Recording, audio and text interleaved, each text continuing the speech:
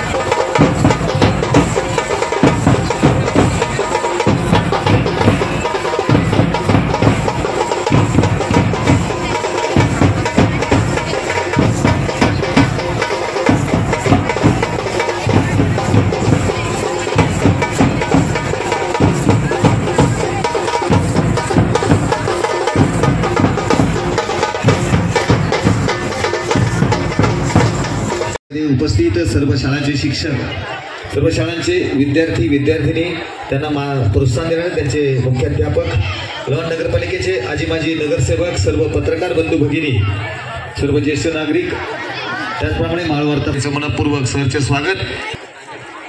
ते पथनाट्य थांबून गुरुकुल शाळेला पटकन आतमध्ये पाठवून द्या.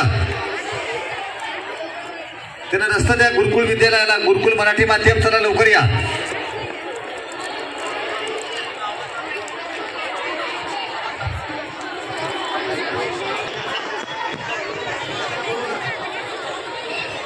हा ते बघ समोर जी शाळा उद्घाटन या ठिकाणी होत आहे. आपल्या या कार्यक्रमाला आज वीरपत्नी आणि वीर माता आलेल्या आहेत.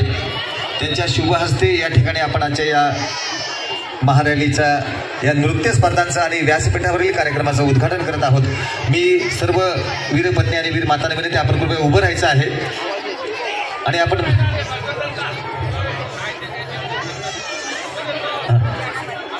वाळंद बहिणी आपण कृपया व्यासपीठावर यायचं. वाळंद बहिणी, पप्पूबाई शेख, त्याचप्रमाणे आजच्या इव्हेंटचे अध्यक्ष हेमंत मुळे आणि वीरमाता आणि वीरपत्नी यांच्या शुभ हस्ते हे फुगे सोडून उद्घाटन होत आहे.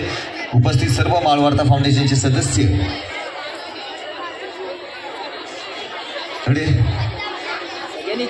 भारत माता की, भारत माता की, वंदे वंदे. भारतीय प्रजासत्ताक दिन चिरायू हो.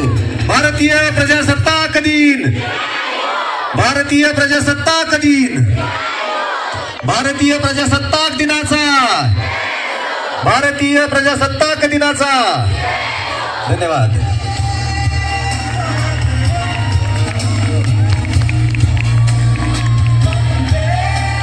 यानंतर आज जवळजवळ 2000 साली आपण हा कार्यक्रम चालू केला होता. आमचे स्वर्गीय मित्र विजूभाऊ अडसुळे यांच्या कल्पनेतनं माळवार्ता फाउंडेशनचा उगम झाला आणि ही जी शाळेची रॅली आज आपण काढतो, जवळजवळ त्याला 23 वर्ष झाले. ही रॅली अशीच चालू राहायची. पण हे जागो हिंदुस्थानी नाव काय पडलं आणि कशासाठी ठेवलं हे बऱ्याच लोकांना इथं माहित नाही. बरेच विद्यार्थी आता तेव्हा खूप लहान होते. आज 2008 जेव्हा आपल्या देशावर, मुंबईवर, जी आर्थिक राजधानी मुंबई असते त्या मुंबईवर हमला झाला होता, अतिरेकी हमला झाला होता. आणि तो अतिरेकी हमला झाल्यानंतर बरेच आपले पोलीस दलातील शूर वीर अधिकारी शहीद झाले होते. आणि त्या एका चुकीमुळं, ती चुकी खरं तर आपल्या भारतीय लोकांची नाही, पण आपला जो धर्म आहे, आपले जे संस्कार आपल्यावर असतात, का कुठलाही पाहुणा आला का त्याला आपण बोलवतो, चहा पाणी करतो, नाश्ता देतो, असं करतो. मग त्या एका चुकीमुळं आपले निष्पाप नागरिक, निष्पाप पोलीस ऑफिसर आणि आपल्या आर्मीची लोक शहीद झाले.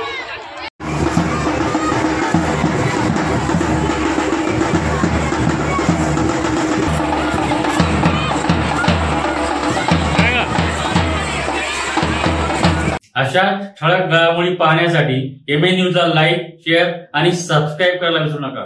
धन्यवाद.